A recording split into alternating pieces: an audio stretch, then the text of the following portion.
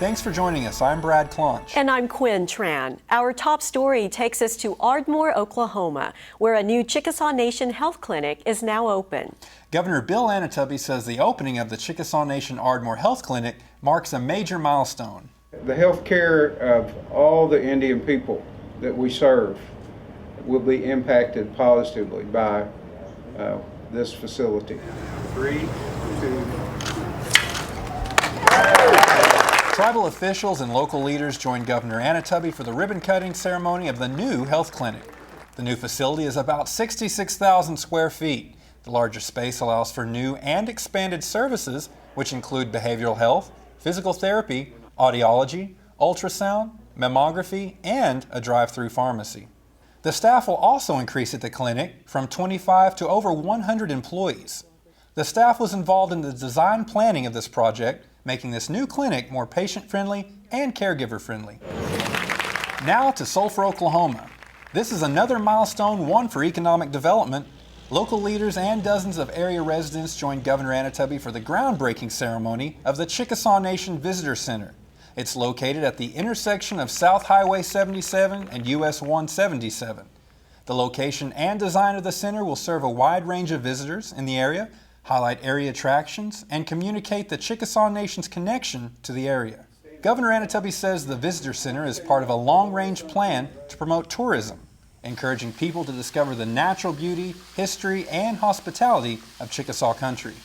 The new center will serve as a gateway to the Chickasaw National Recreation Area.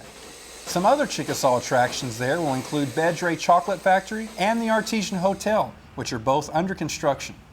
The Chickasaw Cultural Center is another popular venue in Sulphur. More than 150,000 people have visited the Cultural Center since it opened in July 2010. The Chickasaw Cultural Center is a family-friendly venue that provides all kinds of learning opportunities to help tell the history and heritage of the Chickasaw Nation. This summer, a kids' festival was held. The celebration focused on young learners. Children participated in Chickasaw activities like stickball, archery, storytelling, arts and crafts. They were also exposed to the Chickasaw language and interactive displays that share Chickasaw history. Tell us about the Indian cultures and what used to happen hundreds and hundreds of years ago. Way better than books in school because it's just more interesting. You get to learn more about it. You got to dance and stomp your feet, and you got to hear words that you haven't heard. It was just, and you got to see these people dressed up and have these cool instruments. I think coming out here and them seeing this gives them kind of first-hand knowledge and a better explanation of what's to come and what they've got to learn and better understanding of our future and our past. The Chickasaw Cultural Center is open every day except for Mondays. Learn more and plan your visit at www.chickasawculturalcenter.com. It's a 3-day football camp that attracts more than 80 children. The camp features a team of talented coaches, one of them a former quarterback with a college football national title. Here we go. Ready? Go! Drop it. Get all the way down. Good. Sponsored each summer by the Chickasaw Nation, the Champions Football Clinic showcased offensive and defensive drills, teamwork, and leadership. Go! 16 coaches instruct area youth in the sport, including former OU quarterback Josh Heupel. He led the Sooners to a national championship and now shares his experiences with young people. Heupel has headlined the camp for several years. The interest for me is just an opportunity to work with young people, give them some skills that I think are going to allow them to be successful in life, try and change our communities, our state, one kid at a time. Hard work, discipline, trust, and respect were also part of the game plan. D'Angelo Dunn, a senior at Ada High School, has attended the camp for 7 years. First years I came, it was more kind of about football, but I've learned since I've been here about life lessons and stuff and how to participate in life. Even first-timer campers like Plainview 4th grader Cole Hammond see the benefits. I'd say it's a really good camp. They teach you a lot of good stuff, and you can learn probably more than any other football camp. So we should keep our eyes on what? Participants build on what they learn every year, and the program is for youth ages 8 to 18. And it's held every summer at Ada High School. At East Central University, this is an annual 2-week program that young people look forward to. the Chickasaw Summer Arts Academy. More than 150 students are enrolled in a wide range of courses in the fine arts, ceramics, textiles, dance, and more.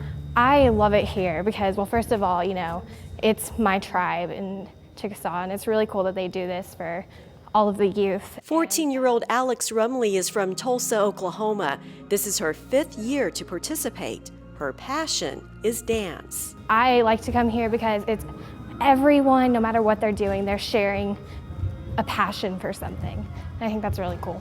I believe that I can do whatever I set my mind to. And I think everyone gets that from this camp. Everyone else is helping each other believe. Our instructors help us believe in ourselves. And we believe in what we do. It makes it all just come to life.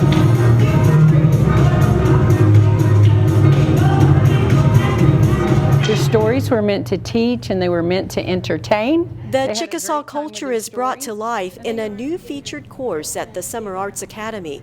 It's called Arts Alive. Arts Alive is a class that we created this year so that students could learn more about Chickasaw culture, about Southeastern tribal history and culture, what it's like to be a tribal person in ancient days, what it was like to live in the homelands, what it was like to think like an indigenous person. Yay, that's good. Arts Alive creates a learning environment that uses props. This area represents cave art from ancient times.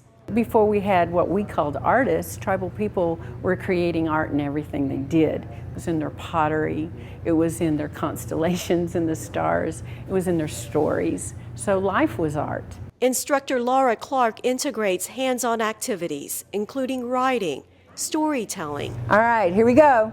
Singing, and the Chickasaw language. Is green and blue. They get the tie-in to their heritage. They get to learn bits and pieces about different parts of historical Chickasaw tradition and contemporary culture. Toby is white, Lochna is yellow, and they make the connection between who they are as tribal people and as artists, and they get to express themselves as artists as well.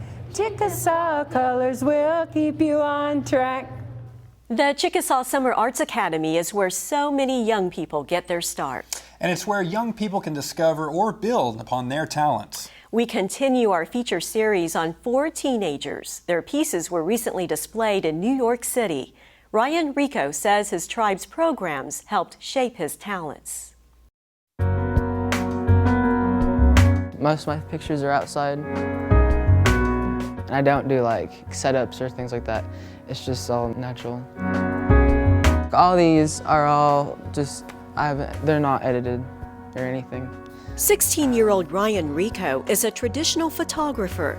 He prefers using natural light, and he never uses Photoshop or any other editing tools.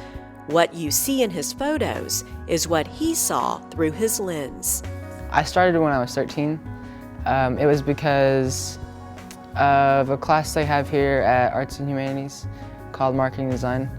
I just started taking pictures of whatever, and I would go wherever. Once we went to Sulphur, my mom drove me because I couldn't drive at that time. They have this enclosed area, it's like a bunch of buffaloes, and there was one kind of relatively close to the fence, so I just took a picture of it. I thought it was kind of like a symbol of my heritage, my culture, because I'm Chickasaw and Creek.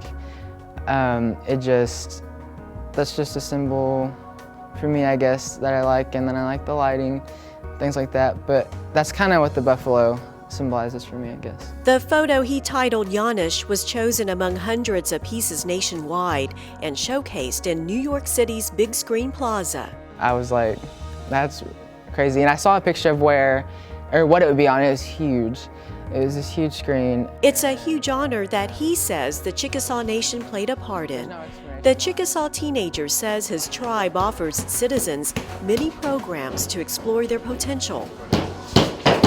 Ryan not only is enrolled in art and photography classes, he participates in service learning opportunities like the Chickasaw Youth Leadership Program. I like community service because I think it betters people, it'll humble them. I love helping people, and being selfless just gives you happiness. He also finds value in photography. He believes his photos of nature reflect his native roots. I'm Chickasaw, and what it means to me is an abundance of culture. There's so much culture with Native Americans. There's so much history, art, and everything with it, and the people. I'm glad I'm Chickasaw. You know, it's something to be proud of always.